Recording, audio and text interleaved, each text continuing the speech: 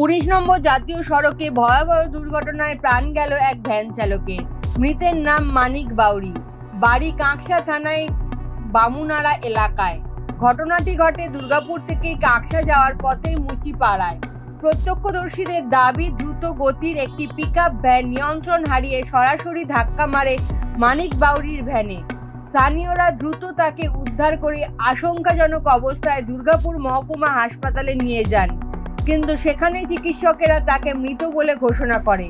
ঘটনার পর পুলিশ তৎপর হয়ে ঘাতক পিকআপ ভ্যান ও চালককে আটক করেছে। দুর্ঘটনার জেরে কিছুক্ষণ যান চলাচল ব্যাহত হয় 19 নম্বর জাতীয় সড়কে। পরে মুচিপাড়া ট্রাফিক গার্ডের উদ্যোগে পরিস্থিতি স্বাভাবিক হয়। দুর্গাপুর থেকে এএনএম নিউজ।